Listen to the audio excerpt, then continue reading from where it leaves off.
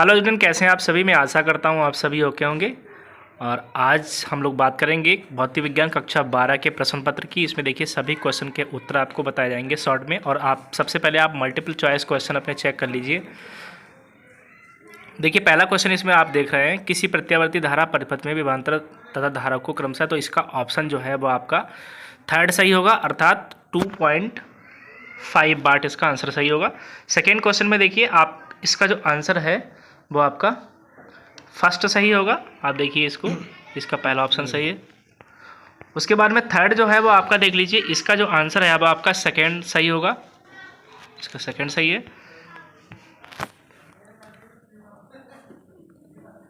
ये ऐसे ही रखना है, ठीक है। ऐसे आप रोटेट करेंगे इसको ऊपर के लिए।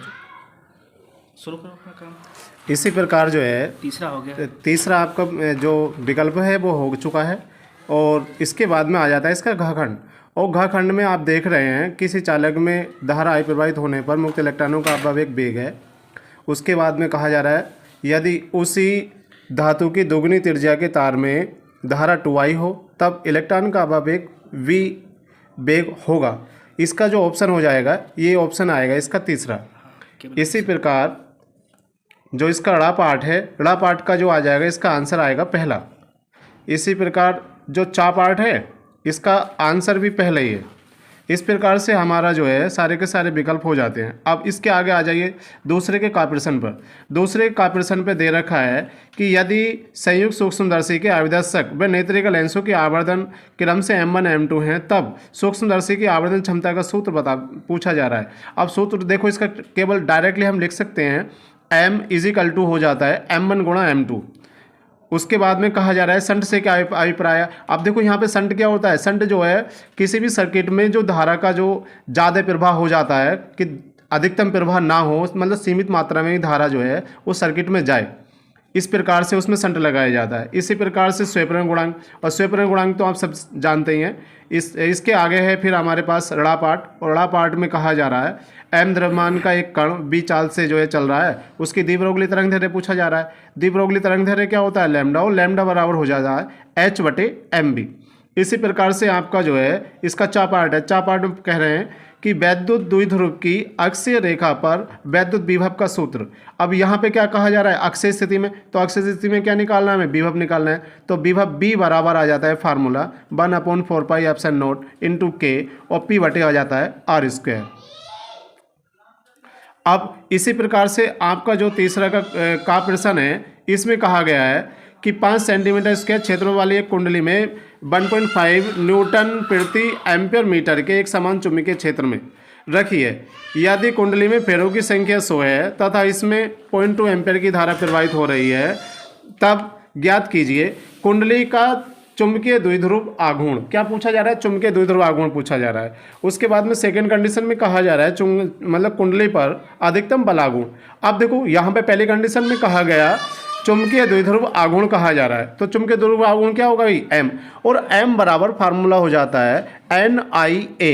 अब देखो यहाँ पे N दिखा रखा है, I आपको दे रखा है, और A क्षेत्रफल दिखाई रखा है। तो डायरेक्टली आप फार्मूला डालेंगे M बराबर NIA, वहाँ से आपका चुंबकीय आघूर्ण मिल जाएगा।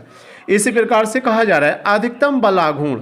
अब अधिकतम बल आघूर्ण में टो मैक्सिमम = निकालेंगे तो पैसे तो फार्मूला हो जाता है NIAB। अब यहाँ पे हमारे पास पहले से ही M निकला हुआ है, तो हम लिख सकते हैं to maximum = MB। To maximum = MB से इसका जो है हमारा जो है सारा का सारा जो है आंसर निकल के तैयार आ जाएगा, ठीक है। इसी प्रकार से आप नाभिक की त्रिज्या दिखा रखी है R बराबर R0 e⁻1/3 से व्यक्त की जाती है। ए यहाँ का इसका क्या हो गया द्रव्यमान संख्या है। R0 जो है यहाँ पे जो है कांस्टेंट दिखा रखा है। सिद्ध कीजिए नाभिक का घनत्व द्रव्यमान संख्या A पर निर्भर नहीं करता। अब देखो यहाँ पे जो घनत्व द्रव्यमान है वो किस पर, इसकी द्रव्यमान संख्या पर निर्भर नहीं कर रहा है। इसमें जो हम फार्मूला रख के आराम से निकाल सकते हैं। अब इसके आगे देखो गा पार्ट है। एंड गेट के सांकेतिक चित्र की सहायता से इसकी सतह सारणी बनाइए। अब देखो ये एंड गेट आपको बहुत अच्छी प्रकार से बताया होगा। अब यहाँ पे जो भी अगर हम वीडियो बड़ी बनाए तो वैसे चित्र बना के दिखाया जा सकता है आपको, लेकिन आपने जो है हो सकता है सही करा होगा। इसके बाद में आपका क्वेश्चन आ जाता है घाखंड। घाखंड को ज़रा देख लीजिए। इसमें कह रहे हैं 10 ओम प्रतिरोध के तार को खींचकर, अब जब तार को खींच के इसकी लंबाई कितनी गुनी कर दी हुई, 3 गुनी। अब जब 3 गुनी करें, आपने फार्मूला निकाल रखा है कि भाई अगर हम R2 निकालेंगे तो फार्मूला इजिकल टू किसका जाता है, n स्क्वायर इंटू R बन के। अब यहाँ से n का स्क्वायर करेंगे, 3 का स्क्वायर हो गया 3 3 और 10 की गुणा हो जाएगी, कितना आ जाएगा भाई 90। अब इसका 90 कितना बन गया हमारे पास, जब इसे निकालेंगे हमारे पास तो इसका जो निकल के आ गया भाई हमारे पास 90 आ जाता है। अब यहाँ से जब हमारे पास 90 मिल गया, अब तार को 3 बराबर हिस्सों में क्या कर दिया हमने, काट दिया। अब जब 3 बराबर हिस्सों में इसे काटेंगे और काटने के बाद में फिर क्या कर देंगे, प्रत्येक का कितना बच जाएगा, 30-30 बच जाएगा। और 30-30 उन सबको जो श्रेणी और समांतर क्रम में क्या कर देंगे, हम जोड़ देंगे और फिर आंसर हमारा आगे तैयार हो जाएगा। ठीक, तो इस तरीके से देखिए आपका ये आपके वेरी लॉन्ग क्वेश्चन के रूप में क्वेश्चन 3 नंबर वाले हैं आपके, सभी देख रहे हैं आप। ठीक ठाक लेवल आपके प्रश्न पत्र का था, शायद आपने पढ़ा होगा तो आपने सुचारू रूप से इनके उत्तर सबके दिए होंगे। ठीक है, ये देखिए ये लॉन्ग क्वेश्चन है आपके।